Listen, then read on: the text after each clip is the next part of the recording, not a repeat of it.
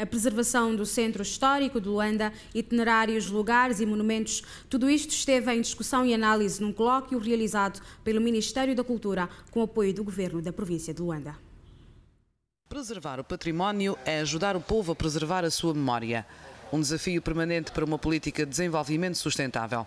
Por isso mesmo, no seu discurso de abertura, a Ministra da Cultura fez um apelo aos agentes culturais a fazerem uma abordagem obrigatória e séria da situação do património cultural arquitetónico da capital do país. Importa, portanto, nesta conversa, identificar o percurso efetuado pelos órgãos competentes do Ministério da Cultura para a construção, para a tomada de consciência da noção do valor do património enquanto somatório de conhecimentos e práticas culturais decorrentes da trajetória dos povos que habitam uma dada comunidade. Já o antropólogo angolano Ziva Domingos defende a necessidade de se reforçar os mecanismos de fiscalização das obras de restauro. Aliás, nós ouvimos aqui a senhora ministra dizer que precisamos de regulamentar a lei. Justamente há um trabalho de reforço de instrumentos jurídicos e legais que poderão nos permitir justamente de sermos mais eficientes em termos de tomada de medida. Mas para se preservar é preciso primeiro conhecer a história. Um povo que não conhece a sua história é como um pobre ceguinho que caminha sem o apoio de uma bengala na mão. E é bem verdade que nós temos de ter a coragem política de dizer que os nossos políticos, os nossos dirigentes, muitos deles não conhecem a história do seu país. Ou se realmente soubessem, deveriam ter em conta que esses lugares históricos, vamos lá, que marca todo um passado porque foram feitos no período colonial, mas eles têm uma interligação com o passado do nosso povo, porque esses prédios, esses monumentos, etc., foram construídos com os fundos que não saíram do petróleo, nem do diamante na altura, porque o diamante e o petróleo era exatamente a vida humana de milhares, se não milhões de angolanos, que eram vendidos no Brasil, portanto, diria na América do Sul, América do Norte, etc., e de onde vinham os profundos com que caem. Portanto, se estes monumentos forem destruídos, estamos a destruir exatamente esse passado triste, essa história que nos marca e que deve ser preservada para o futuro, para as gerações vindouras. Esta iniciativa foi bem recebida pelos participantes, embora alguns se tenham mostrado céticos. Há que respeitar a lei, porque existe legislação, mesmo antes da independência, nós temos legislação que preserva o património cultural. Nós temos que pôr a nossa legislação em prática, temos que saber defender a nossa legislação.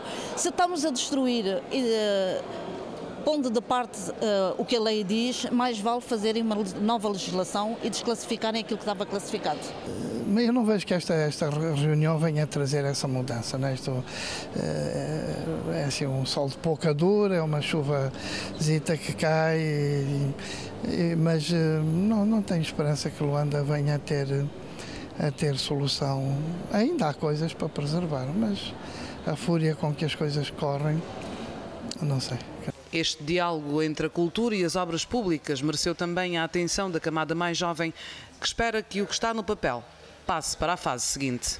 Mas mais do que tudo, acho que foi um bocadinho apaziguador sentir que o governo da província está preocupado, que o Ministério da Cultura está preocupado com essas questões, que de facto são bastante pertinentes para os dias de hoje, em que temos um crescimento económico que às vezes ultrapassa as questões mais importantes que têm a ver com o nosso passado, com a preservação das memórias, dos nossos edifícios, que são coisas que nós não pensamos agora, mais tarde passam despercebidas e podemos nos culpar por isso. Luanda tem 110 monumentos classificados, dos quais 19 foram demolidos, 10 desclassificados e 9 em vias de desclassificação.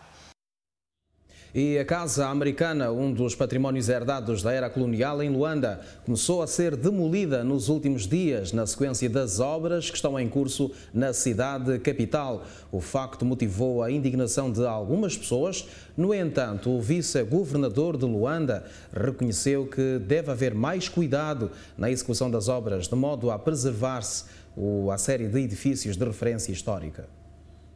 A demolição da Casa Americana começou há 2 dias e hoje quem passa pela rua do primeiro Congresso já nota o vazio que esta criou. As pessoas que agem sabem o que estão a fazer, não é por desconhecimento. e fazem mesmo conscientes e pronto, e como não há consequências, continua-se a fazer. É a Casa Americana e não só, que era antiga, o depósito de tabacos da FTU também, porque foi aí que o meu avô chegou a trabalhar ali, era o enfermeiro da FTU, e começou aqui que havia o salão de jogos, depois da FTU, de requerimento. É assim. É um facto consumado,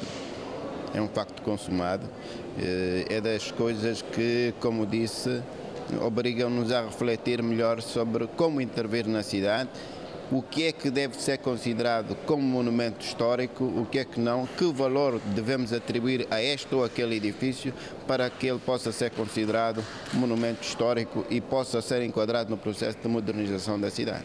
Para que ações destas possam ser travadas, é preciso um processo de restauração adequado, de fiscalização, que permita a preservação da mensagem original do monumento, conservando e revelando ainda os valores estéticos dos mesmos. Preservar porque são bens coletivos que contam a história de um povo. O património cultural de Luanda, o património construído e edificado de Luanda até há pouco tempo retratava muitas épocas da história, e isto é uma memória que não temos direito, não é?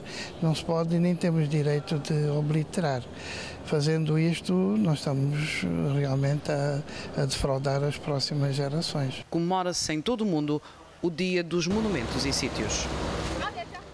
E o Presidente da República disse na conferência sobre a habitação, realizada na passada segunda-feira, que o património histórico deve ser preservado. José Eduardo Santos sublinhou que os edifícios antigos podem conviver com os edifícios de arquitetura moderna.